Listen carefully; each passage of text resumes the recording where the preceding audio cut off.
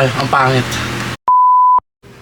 Hello guys, good morning. My name is Melvin. So ngayon po ay pupunta tayo sa Harlan and Holden sa VGC. And syempre before that, gagamitin ko muna yung isa sa mga pinaka-favorite na perfume na ginagamit ko. So guys, for your info, I am selling perfumes. Our brand name is Armand's Perfume. Sinunod ko dun sa pangalan ni Papa. So this is the box, this is a sample box. Ang makukuha nyo is ganito siya. Kapag white yung box, pambabae, black yung box, it means panlalaki siya. Tapos, sa loob na yung bottle niya, naka-plastic wrap na rin po yan. Then makikita nyo dito na meron po siya maliit na butas dyan. Para makita nyo, mabasa nyo kagad yung pabango na hinahanap. This one, the Bath and Body Works Cucumber. Sobrang fresh, sobrang fruity lang nung amoy niya. Naglalast long talaga yung scent sa clothes ko na halos sumaabot siya ng halos 2 araw nga. Samahan nyo ako, pupunta lang ako sa BGC. Itatry natin yung Harlan and Holden. Goods ba siya for tambayan? Instagrammable ba siya? Yung time mag-enjoy lang tayo. Actually guys, kaya ako gagawin talaga tong vlog na ito. This is actually for my future self. Mahilig po ako sa mga throwbacks. Balikan yung mga dating pictures and videos. Maging memorable sa akin ang lahat. Kumbaga, pagtanda ko at least, kung existing pa rin sa YouTube, andun pa rin yung mapapanood ko pa rin yung sarili ko na yun, na nag-enjoy ako, na natatry ko pala yung mga bagay na akala ko hindi ko na matatry. And since may work naman ako, at may source of income naman ako, kaya na-experience ko na yung mga bagay na dati gusto ko lang siya maranasan. Ngayon nararanasan ko na. At hindi lang para sa future self ko, at para na-share ko rin po sa inyo yung mga nagiging adventure ko, at yung mga lugar na pwede po nating puntahan at ma-explore po natin. Samahan niyo po ako. Hi, Shai. Hi. Update ka na, te. Sabi mo papunta ka na. Oo nga. Wala naman akong jowang pag-update. Dito na lang ako mag-update sa inyo. Ala. Jenny, kung nasan ka man, magpakita ka na, ante. Isang buwan kaming nangulilas. Naiiyak kami. So, ayan. Samahan nyo na lang kami and iti-take namin kayo doon. Ang daming chika talaga nung pa nagbablog. Basta yung sumama na lang kayo. Kung kakain na lang, sumama na lang kayo. Uy, ba? Galit ka rin. Nakakainit ang ulo yan. Nakakainit ang ulo. Alam mo yung napipindot. Nakakainit ang ulo, yung init eh. Yung init kasi nakakainit ng ulo. Wala napipress si anger, te. Ay, alate. Napipindot si anger. Pero ayun, mag-enjoy lang kami ngayon. Magla-lunch lang kami. Tapos, wala kaming tulog. Tapos may trabaho. Tama yan. Kasi, ito yung Monday na naman. Oo. Ganong vibes. Yes, so kailangan talaga namin alam mo yun, mag-refresh. Gumastos. Oo. Hindi mo pwede lang tayo, stress lang. Dapat tayo, super stress. Oo. Ala. Super galit. Basta ayun, sumama na lang kayo.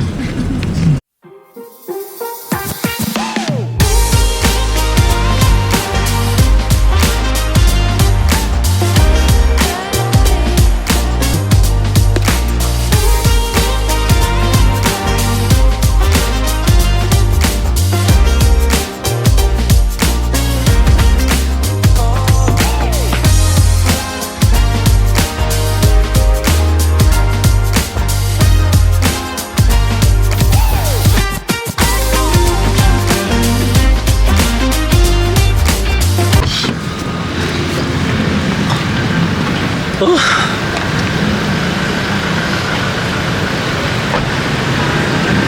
Nasaan siya? Ay, ngayon. Hindi na. So, we are currently looking for Jones All Day. Tingnan natin kung saan.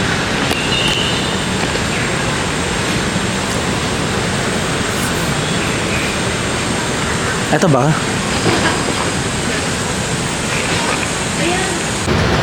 Since wala pa si Jenny, sige, ikot muna tayo dito sa mall. Ayan, so ngayon nag-ikot lang kami dito sa may taas. Actually, yung kakainan namin nasa baba na.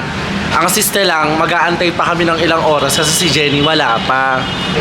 Parang dulo na to, be. Dulo na nang walang hanggan. Pakita muna namin sa inyo. So, dulo na nga siya. Oo, so ito yung mga makikita ninyo dito. May BPI pala doon. May? Ayan o. Ayun, may BPI doon. Wala naman tayo yun. Kasi wala tayong pera eh. Wala tayong pera eh. Ito yung market. Ala. Oh, nice. Ayan na pala yun. Ito yung market. So, kung sino nakakalam ng market, dito lang siya. Tapos, pagtawid ninyo, dito lang din sa may parang mall na ito. Dito nyo rin makikita yung kakainan namin na Jones Holiday. Pero sa market, marami kang pwedeng pagkainat sa pagbilihan dyan. Eh. I know. Jenny! Jenny!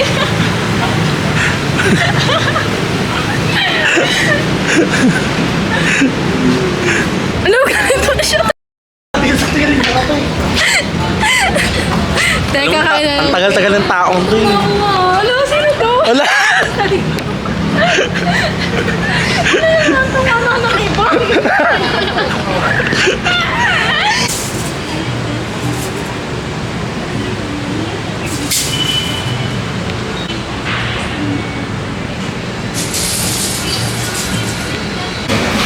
So actually guys, dito na kami sa loob. It's actually good here. So ngayon lang tatry namin ay... Ikaw siya, anong tatry mo? Steak, egg, and rice. Tapos, siguro tatry ko na rin yun. Mag-steak na lang ako. Ano yung masarap dyan, te?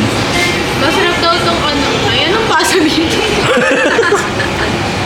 Nag-order na lang kami tatlo ng ano, ng steak, egg, and rice. Tapos, tatlong juice. Okay sa akin yung well done. Ay, medium rare. So, yun, ang tinry namin is yung tatlong egg, steak, and rice. Yung fresh mango juice. Tapos, ano yung isang in-order ninyo? Ano? Truffle fries. Truffle fries. Yung truffle fries. Mango shake po.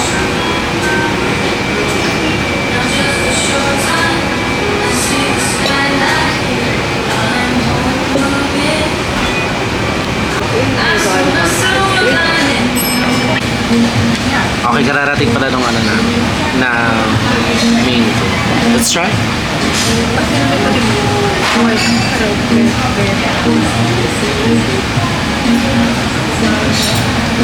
Hindi siya super sweet, pero malalasahan mo yung pagka-mango.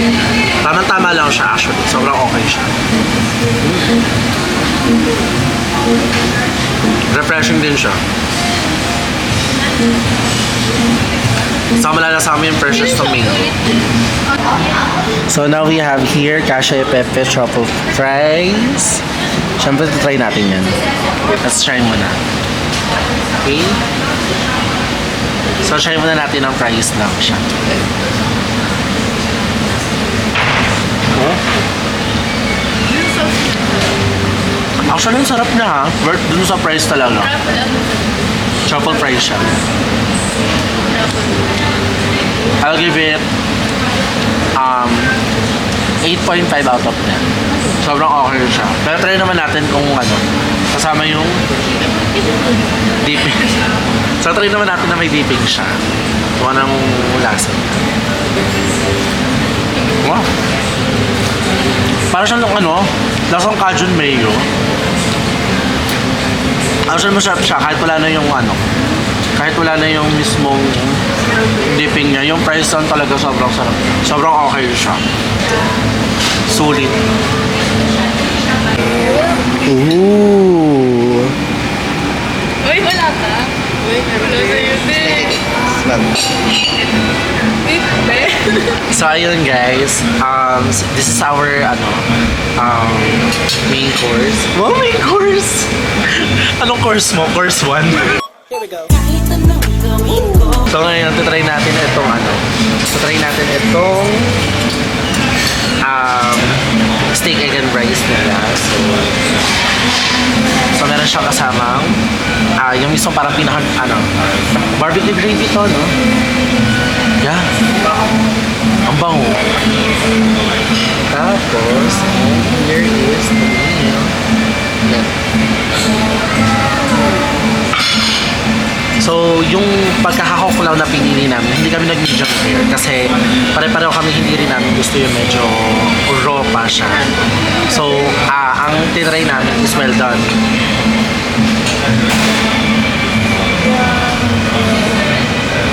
Tingnan ko ulit.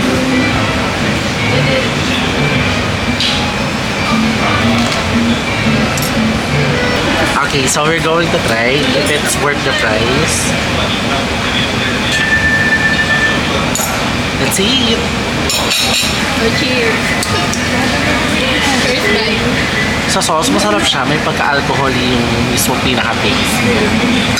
And then, isa-isay natin. So, sa rice. Actually, masarap siya. Cheese!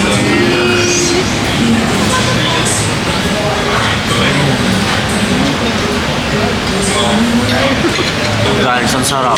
I swear. Sobrang okay niya. Siguro yung spice na na-taste ko dahil yun dun sa sauce, pero sobrang worth it. Sobrang sarap. Kasi so yung meat niya, while trying yung meat, eto mismo pinaka mag-focus ka naman. Sorry na! Huwag ka na magalit! Ayan. Nangyari na eh. So ito pinaka-meat niya. Okay, malambot siya. Maharap. Sobrang okay, sobrang worth it yung yung price.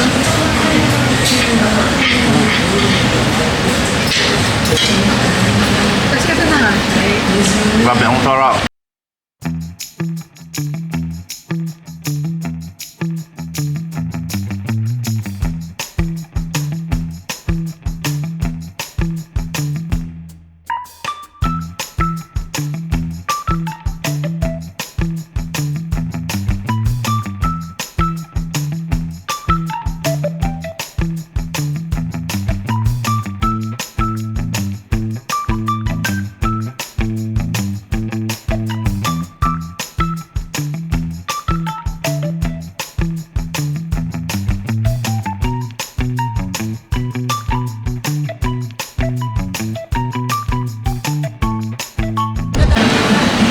So, ayun guys. So, I'm done. And this is my last bite.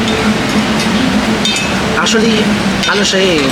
Nung sinerve na sa amin, even yung price, mukha siyang konti lang. Mukha siyang konti pero ano siya, sobrang heavy niya sa chan. Saka sobrang nakaka-satisfy talaga siya. Dahil na sa mga nag-crave talaga sa akin. This is a go-to talaga. Kasi sobrang sarap niya.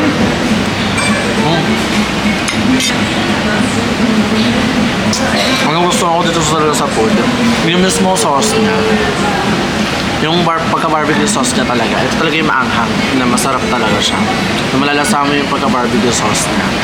Kaya, sa steak, egg, and rice, 9.5 out of 10. Sobrang good, sobrang sarap niya, sobrang sulit talaga.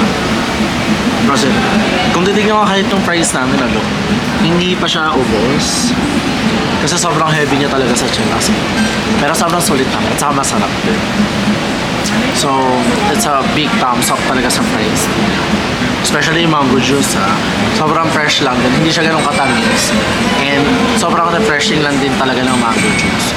So, dito sa sa Jones Bistro, sobrang sulit talaga ng food. A little bit expensive, yes, pero ano naman siya, sobrang sulit naman yung price talaga. I can say na talagang if you really want to treat yourself, yung sinasabi na deserve ko to, dito talaga, sobrang deserve mo yung food dito. Kaya, try nyo na. So yun guys, for Jones Bistro, rate ko 9/10. Why not? Kasi sobrang sulit din naman at saka quality rin yung beef na inaano nila doon, sinaserve nila. Especially yung masarap, fries. Oo, masarap din. Especially yung sauce. Sobrang sulit din. Ikaw, Jenny, I would rate it 8 out of 10. bakit? Because masarap naman siya, tsaka malaki din yung pork. Medyo naumay lang. Oo, so sobrang actually yung serving niya mukha lang siyang konti, pero marami rin pala, sobrang heavy rin niya sa tiyan. How about you, Shai? Ano? I'll rate it kasi ako nag-reco neto eh. So ano siya, 9/10 natin kasi hindi ko siya naubos kasi nga bigat sa tiyan ng steak. Pero masarap siya. Pero pag malakas ka kumain, maubos mo. Pero kaming mga ano lang, pa-sexy. So tingin mo sa akin ka malakas kumain? Ala, naubos mo? Naubos ko! Ay, talaga? Ay, actually, yung rice lang naman hindi ko naubos. Pero yung ano, yung steak, Yung steak itself, okay naman siya. Actually, sulit talaga siya sa mga gusto mag-try dun sa ang dami Jones. kaya nung rice. Oo, actually kung titignan mo, mukha lang konti yung serving niya. Pero ano pala, ang dami rin pala talaga niya. At saka talaga mabubusog ka. So yun guys, didiretso naman tayo ngayon sa Harlan to try their coffee. And let's see. So medyo mahaba-haba pong lakaran ito. Nang init na haggard na lang yung pagmumukha. Alam mo, so sobrang laki ng BGC, hindi ko na rin alam kung saan yung pupuntahan nating Harlan na yan. Oh, tigil na natin to. Regasos Pay. Ayun, nagit. Alam niyo ba dito sa VGC, every time na tumatawid kami, ang lakas baka ano? Shibuya Crossing. Spell. Ala, Japan-Japan lang. Japan lang ba yun? Ito, pinangalo sa ulam yun, te. Ala. Parang may naamoy ako hindi maganda. Entry mo. Shibuya. Ano yung Tid, Shibuya? ano ka ba? Yung Shibuya, Tid, di ba ano yun? Hindi siya si ate kasi siya si Shibuya. Ano ka nasisira, ulo? Tay, ginagamit pang isa yun, di ba? Naman pressure. Shibuya. Dahil siya sinabi ko, te. Tumahimik ka. Ala, Tay, hindi yun yung sinabi mo. Hindi, te. Hindi yun. Tay, Nag-away po sila, te. Ulit na yan, te. hindi yun yung sinabi niya. Kaya na, ulit na yan. Alam ang kitang building, oh. Kita niyo ba yung building na yan? Hindi atin yan. Oh, may crossing, Teo. Yun yung Shibuya crossing, oh. Ayun pala, sorry. Ayun, coffee shop din yun, Pocopino. Ayun, sarap. Ay, Pocopino. Actually, nakita ko na yan sa sa TikTok. Masarap yung 24 hours yan eh. Oo. Ang dami nag-ano ka kapag madaling araw. Kaya ang dami nag-aaral dyan eh. Saan? Oo, marami nag-aaral dyan. Kaso mahal yung kape. Sa Pocopino. Uy, pero ang sarap ng coffee nila, te. Nakaka-palpitate. Like, pagka-coffee naman yan, dahil mga student, te. Oh? Sarap, te. Hello? Ay, gosh, malapit na. Ayan. Yung Because Coffee. There. Ay, wala ko nakikita ninyo. Basta yun. So, yun. Tawid na tayo.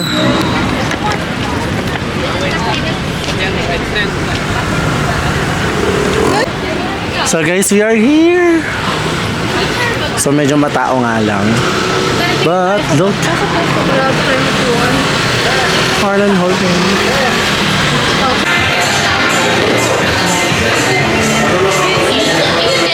Doon oh.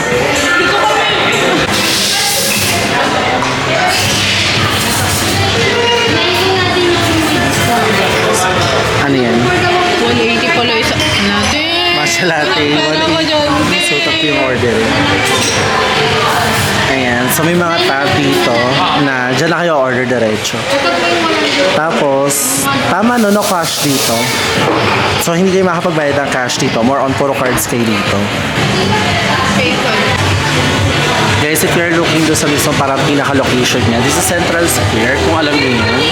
And then, harapan lang siya halos. Ayun na, ito na siya. So, yung loob, it looks so small. Ayun yung pinaka-look niya. Pero, bandang doon, meron pa siyang entrance doon.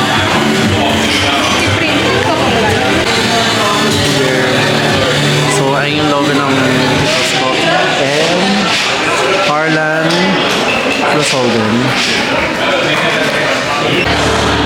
So sa mismong pinagbilahan namin, doon yung pinag-orderan namin. Pero sa gilid mo, may isa pang entrance. Then makikita nyo dito na may spaces pa siya na pwede nyo magpwestuhan dito.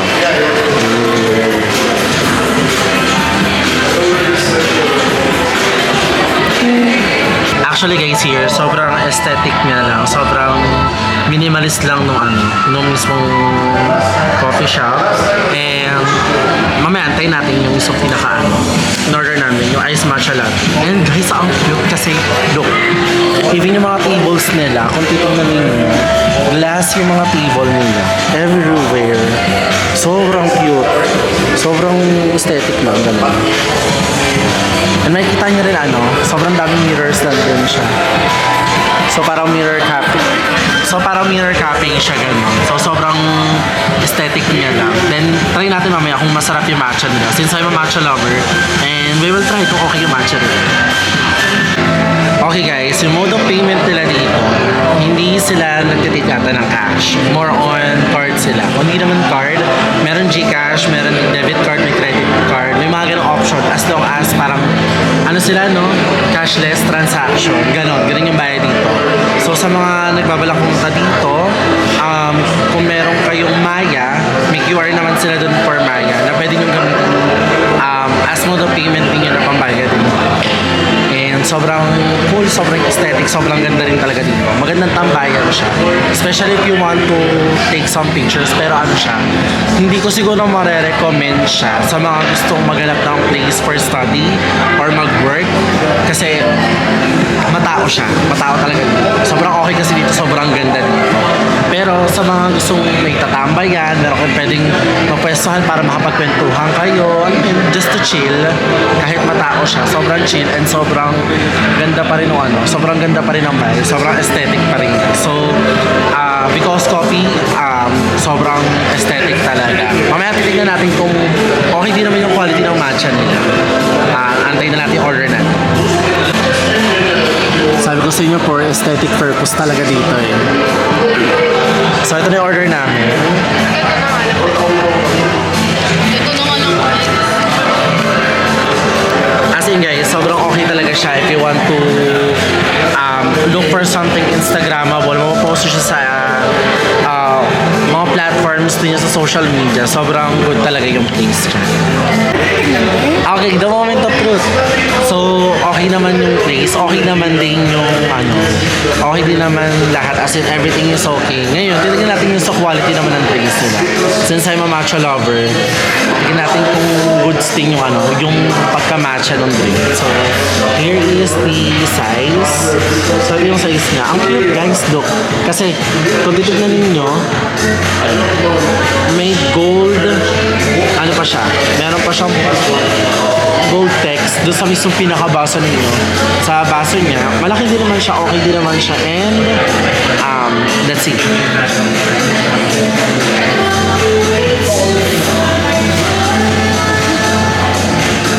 Okay.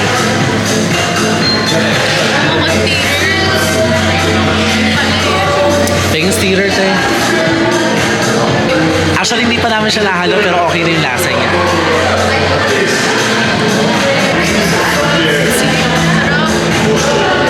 Tingnan natin.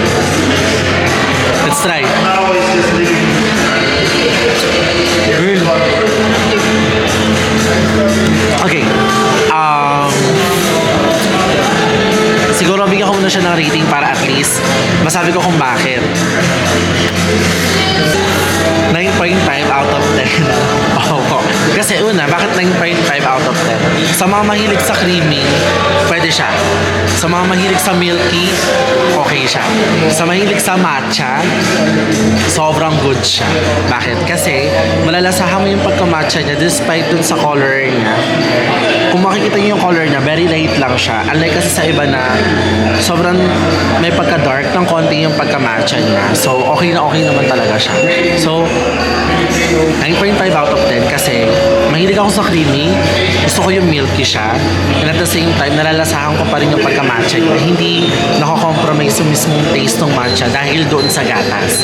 So, sobrang okay siya. Actually, hindi na siya kailangan ng another added sugar kasi yung tamis niya, sobrang sakto lang. Sobrang, sobrang sakto. Sobrang sobrang okay na siya. Kumbaga, satisfying na yung pagka-matcha niya, yung mismong pinakalasa. Cheers! Masarap pala siya pag ginalo. Masarap siya pag ginalo kasi nga, nung una, nung tinry namin, nag-melt yung ice niya. Nag-melt yung ice, so nag-water yung mismong pinaka-top. So hindi namin nalasahan yung mismong ano niya. Pero maglalagay pa rin ako. Yeah, yung baga-matcha niya. Pero sobrang okay siya. So Jenny, out of 10, I think as someone who na hindi uminom ng matcha, I'd rate it, mga 8. sa hindi uminom ng matcha. Kasi sobrang appreciate ko siya. Parang sobrang perfect lang yung nasa labas. Hindi mo malalasahan yung strong taste ng matcha, no? Tsaka medyo sweet siya. Medyo sweet, no? Shy. Ano sabi mo naman? Huwag ka na magsalita, ate. Nakakapikon ka na eh. Medyo nakakapikon ka na eh. Alis na yung camera mo na may na ako. Pero sakto lang siya actually. Hindi. Sa mga matcha lover, Hindi ako totally matcha lover kasi recently ko lang nagustuhan. Tsaka ikaw na yung nag-introduce nito sa akin. ng matcha, no? So, ano siya? Sa hindi matcha lover, Pero hindi siya ganun kalasa yung ano nga. Yung matcha. Tsaka medyo ano siya, milky. sa taste buds mo. Pero sa akin Sa kasi, taste buds ko, medyo oo. milky siya. Hindi siya creamy. Mamaya kasi sabihin na nanonood, ang contradicting naman eh. Hindi, sa taste buds kasi niya, hindi niya siguro ganun totally nalalasahan yung pagka-matcha. Pero kasi sa taste buds ko, nalalasahan ko yung pagka-matcha niya. It sound... Tubig ako. Ewan ko sa yuti. Nalalasahan siya pero hindi ganun ka ano. Hindi ganun katapang. Kumbaga ano pa rin. That's what I'm saying kasi. Okay na ako Eh baka mamaya kasi bash tayo eh. De, pero seryoso to. Sa mga hindi mahilig sa matcha, okay siya. Sa mga mahilig sa matcha, mas okay pa rin siya. At saka very aesthetic siya, no? Pero if gusto mo yung ano, yung strong ano talaga ng matcha. Yung strong na pagka-matcha, hindi talaga. Hindi siya okay dun sa mga mahilig sa strong sa matcha. Pero, sa mga mahilig naman sa light lang, yung ma-appreciate mo yung drink, yung pagka-matcha niya, and at the same time, yung creamy yung pagka-milky niya. Okay siya. Pero sa mga mahilig, hindi mahilig talaga sa matcha, sa mga mahilig talaga sa matcha na gusto matapang, Tama kayo. Ako naman eh. medyo magulo. Ganito na sila. Patay na nga to. Hindi. Sa mga mahilig sa matcha na gusto yung matapang, hindi ko siya marirecommend. Pero sa mga hindi mahilig sa matcha, ma-appreciate nyo to at some point. Yung iba siguro kasi hindi pa rin talaga gusto ang matcha. Kahit anong recommend natin. Baka si Kel pinapahinga ko, TL. TL, kung napapanood mo to, Wala kayong convincing power. kung napapanood mo to, itry natin dito. Tama. Pero pag tuloy-tuloy mo siya ma-farm na kayo. Grabe, maubos ka na nga agad eh. Ala, sorry. Sabi ko sa inyo, eh, matcha lover talaga ako eh. Next matcha lover. Next matcha lover. Kay Jenny. Hindi, acceptable. Reasonable naman na hindi niya talaga maubos kasi hindi naman talaga siya matcha lover. Mauubos ko na. Uy ka na nga, ate, napipikon ako sa'yo. Ikaw na naman dahilan ng ano, be. Hindi, pero sobrang okay siya. So, kung sa place naman, Hindi na ako sinama dito. hindi, kung sa place naman, kung sa place, paano niyo siya i-rate? Very unique siya. Very unique yung interior niya. Very unique na. Very. Spell. Basta kakaiba siya, eh. Kaya ba siya? Anong mangyari? Shy. Ako very elegant. Sobrang comfy. Ganda ng vibes. Ganda ng ambience. Yun. Chill lang. So as I was saying guys, very siya, Aesthetic talaga. aesthetic. Alam mo yung Diba, pagka-minimalist? sarap uminom ng kape, tas ganito lang yung vibes. Very Actually, chill. yes. Ano siya? Relaxing. Aesthetic siya, pero yung pagka-aesthetic niya, very minimalist lang talaga siya. Hindi siya yung hindi siya yung crowded na parang hindi okay. Pero okay na okay talaga siya. Hindi to great praise for may ingay na tao. Kasi nga sobrang lang talaga. Di ba?